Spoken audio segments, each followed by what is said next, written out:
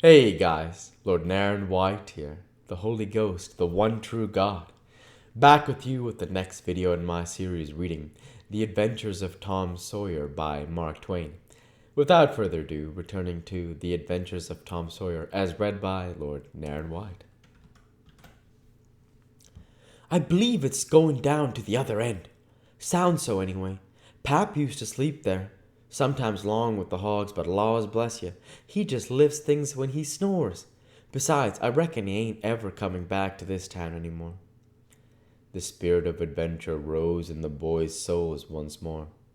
Hucky, do you dast to go if I lead? I don't like too much, Tom. Suppose it's Injun Joe. Tom quailed. But presently the temptation rose up strong again, and the boys agreed to try, with the understanding that they would take to their heels if the snoring stopped. So they went tiptoeing stealthily down, the one behind the other.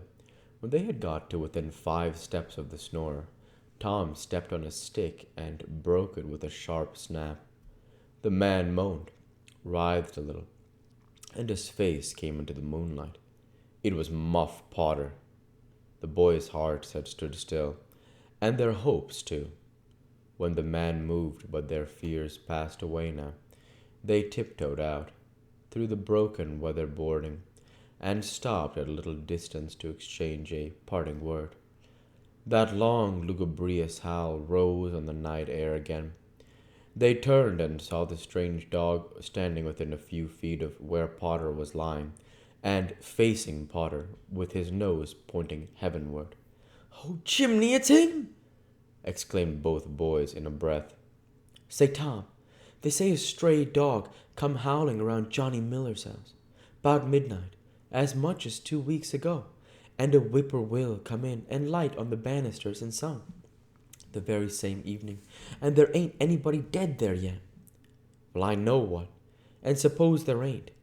Didn't Gracie Miller fall in the kitchen fire and burn herself terrible the very next Saturday?" "Yes, but she ain't dead, and what's more, she's getting better, too." "All right, you wait and see. She's a goner, just as dead sure as Muff Potter's a goner. That's what the blacks say, and they know all about these kinds of things, Huck." Then they separated, cogitating. When Tom crept in at his bedroom window, the night was almost spent. He undressed with excessive caution and fell asleep, congratulating himself that nobody knew of his escapade. He was not aware that gently snoring Sid was awake, and had been so for an hour. When Tom awoke, Sid was dressed and gone. There was a late look in the light, a late sense in the atmosphere. He was startled. Why had he not been called persecuted till he was up, as usual? The thought filled him with bodings.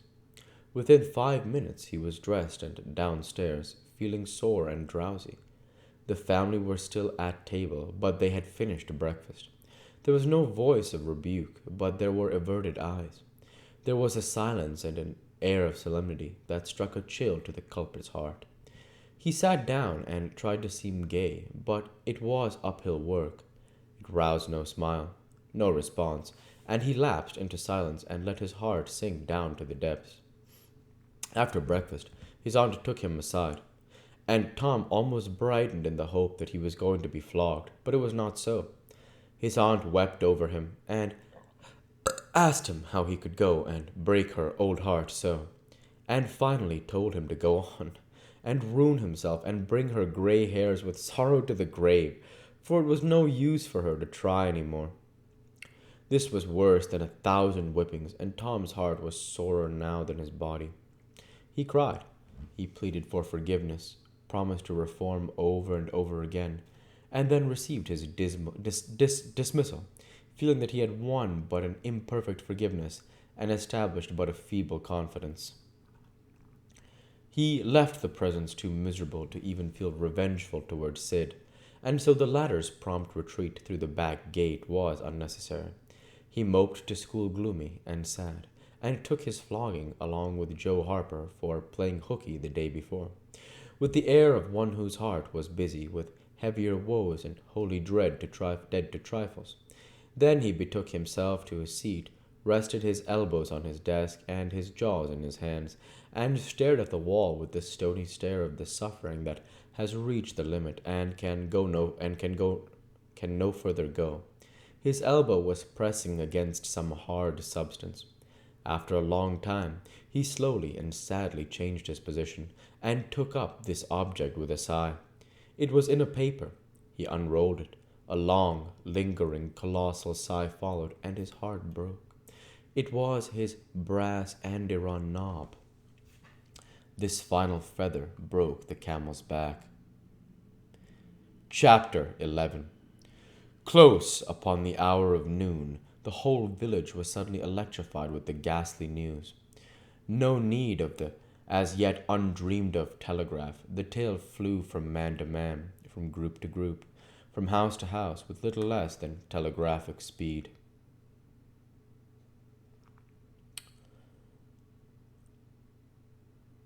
Of course, the schoolmaster gave holiday for that afternoon. The town would have thought strangely of him if he had not.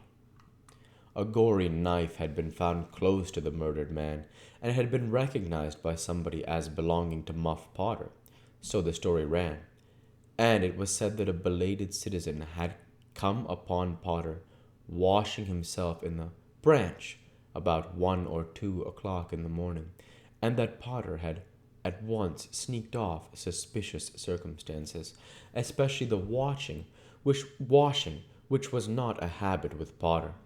It was also said that the town had been ransacked for this murderer. The public are not slow in the matter of sifting evidence and arriving at a verdict, but that he could not be found. Horsemen had departed down all the roads in every direction, and the sheriff was confident that he would be captured before night. All the town was drifting toward the graveyard. Tom's heartbreak vanished, and he joined the procession. Not because he would not 1,000 times rather go anywhere else, but because an awful, unaccountable fascination drew him on. Arrived at the dreadful place, he wormed his small body through the crowd and saw the dismal spectacle. It seemed to him an age since he was there before.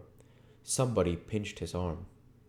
He turned, and his eyes met Huckleberry's. Then both looked elsewhere at once, and wondered if anybody had noticed anything in their mutual glance.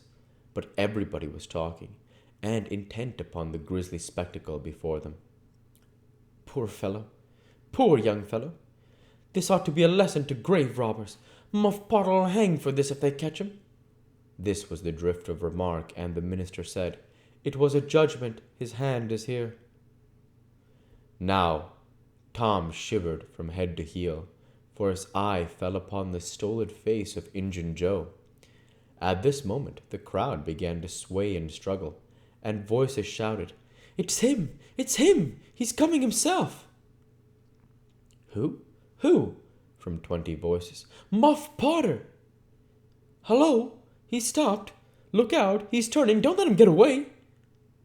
People in the branches of the trees over Tom's head said he wasn't trying to get away. He only looked doubtful and perplexed. "Infernal impudence," said a bystander. "Wanted to come and take a quiet look at his work.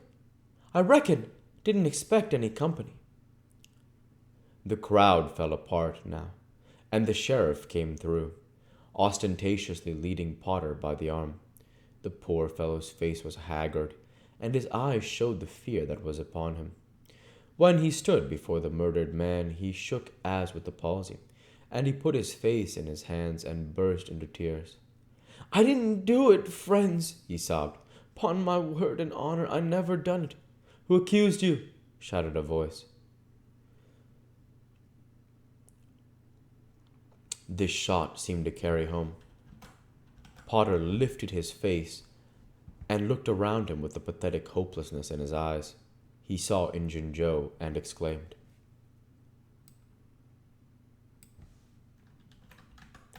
"We'll go ahead and stop there for this week. As usual, I want to say thank you for watching, and I hope you enjoyed. Please like, comment, and subscribe, as it greatly helps the channel. Light be with you all. Take care, and thanks again.